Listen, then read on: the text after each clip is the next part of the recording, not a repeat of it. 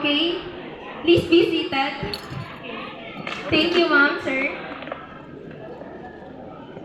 To our school's division superintendent, Dr. Fatima Arbuado. To our educational program supervisor, Dr. Melchora N. Viduya. To our public schools district supervisor, Dr. Kandra E. Pinoyar. To our dynamic and deeply motivated school principal, Dr. Miriam B. Idos, ma'am. To our guest of honor and speaker, Mr. Eric Del Rosario Ambrosio. To our hardworking Master Teacher 1, Ma'am Liza V. Soriano. To our Barangay Captain, Honorable Francisco R. De Vera. To our dedicated faculty members and staff, proud parents, fellow graduates, completers, visitors, ladies and gentlemen, a pleasant and warm afternoon. It is indeed an honor and privilege to be delivering the commencement address for this incredible student body. Before anything else, I would like to take this opportunity to express my massive gratitude in Lookup Northern National High School for a year and a half of amazing journey. During the pandemic, given Derma bookworm, I stumbled upon a book entitled Sense and Sensibility by Jane Austen. And I read a quote that says, "It isn't what we think or say that defines us, but what we do." As I proceed, this quote will be the highlight of this address. Perhaps some of you, whenever you hear my name, the thought that will come first into your mind is, I'm a learner from ICT.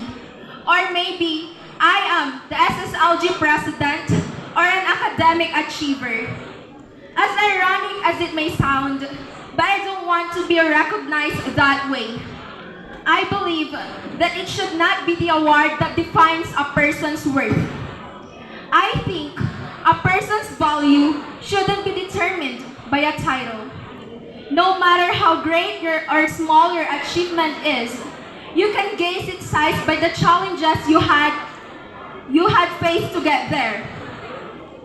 Because of this, I want to be recognized as someone who is not just an academic achiever, but someone who has faced a lot of trials and difficulties, but remained faithful and steadfast despite of those unfortunate circumstances and life trials. Contrary to what other people think, my life has never been easy. My best friend can speak how my life has been flipped upside down, particularly during the final year of my senior high school journey when my mom lost her job and got sick. While my mother's health was not in the best condition, I had to balance my academics while taking care of our household. On the other hand, we suffered in a massive financial difficulties, and I can do anything but to force myself to attend school the following day while crying uncontrollably every time I was alone. I had to be tough, not just for me, but for the sake of our family. I struggled to concentrate in class, and there were times when I felt unmotivated to study. Since these events occurred one after another, I nearly lost it and considered giving up. Not to mention that on top of all of this, I struggled through the night and I was worried on how to balance my schoolwork, extracurricular activities, research, and religious commitments. Going to situations that you have least expected to happen is never easy. But what matters most is how you're going to face and cope with it.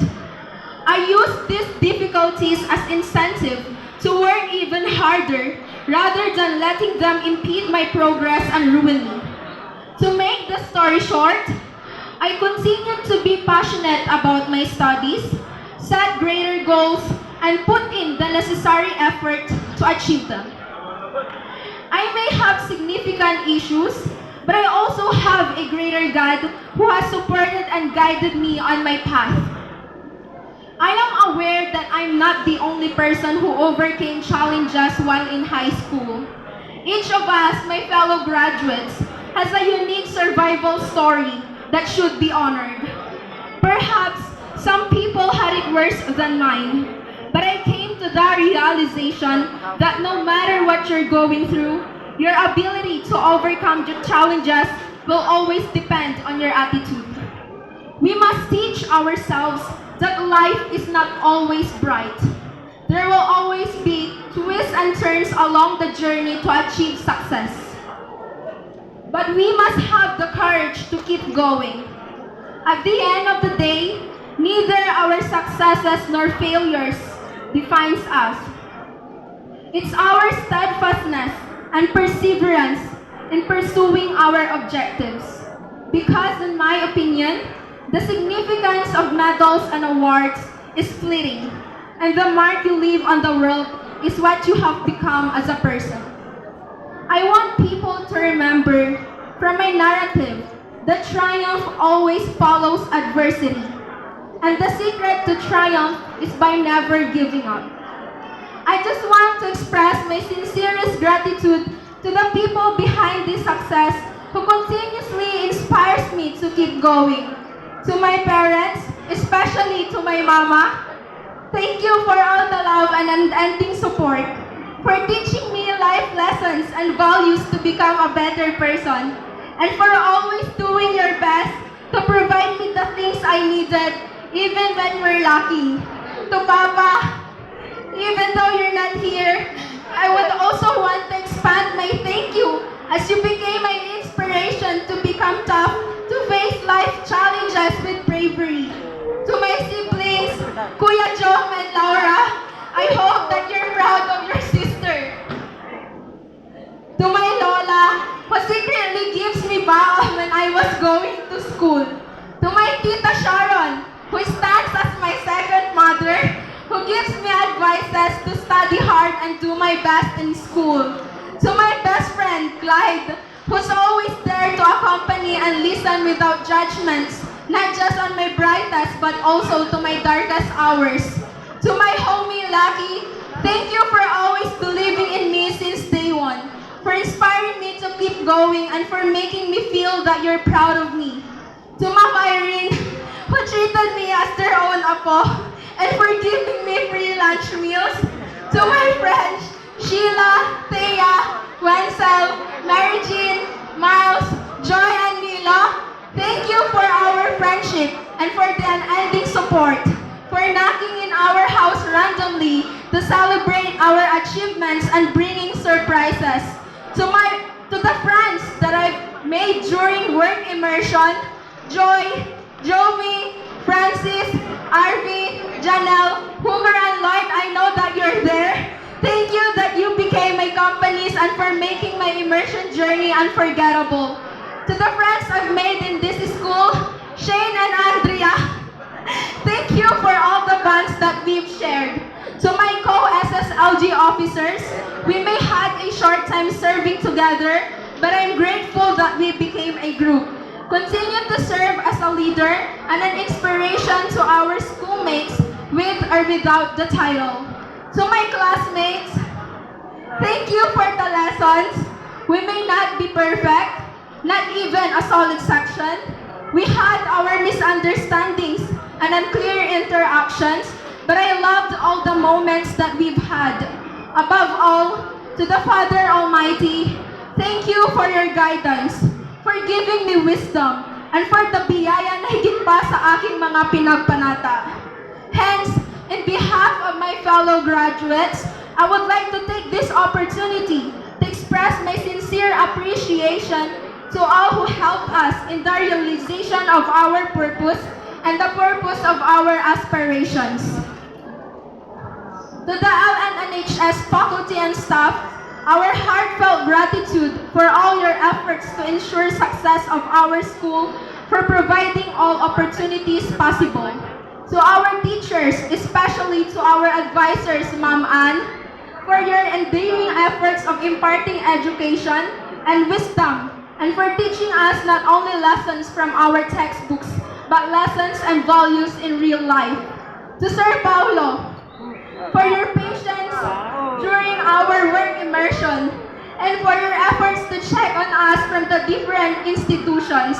To Ma'am April, who made a way for us to have the scholarship in Vox Humana. Thank you, Ma'am.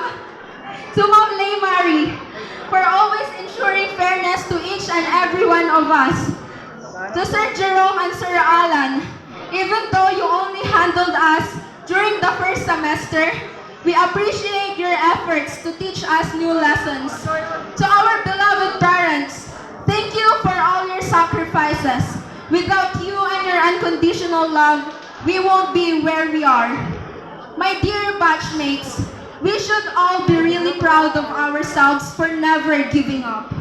Since there are multiple paths in life, we are constantly changing lanes. When we reach that terrifying place, which has been our objective for the previous years, we will begin again. Some of us intend to leave our town to pursue higher education as we approach the next stage of our life. And others are starting their careers. Whatever we do, we must keep in mind the priceless lessons we have acquired here. We must never forget that success is measured by the positive impact we have on others' lives. Let's keep in mind that failure is merely a stepping stone on the path to success, and that the most valuable lessons frequently occur outside of our comfort zones. We are not just valedictorians, but we are also change makers and leaders. We should be really proud of who we are, since we are Lukub Northern National High School alums who have a lot to offer the rapidly evolving world of today. May we continue to uphold the values of integrity and tenacity. Through the efficient application of our skill sets, we have a responsibility to make not only ourselves, but also our families and school proud. Though I'm sure there will be many surprises in store for us in the future, I have no doubt that we will confront difficulties with the same bravery and composure that we do now. Even if the unknown of our future may appear terrible to us right now, hanging over us like a menacing dark thundercloud, we might discover that it is actually simply a little spring shower that delivers the news of a rainbow. Thank you and congratulations, Batch 2023. To God be the highest glory.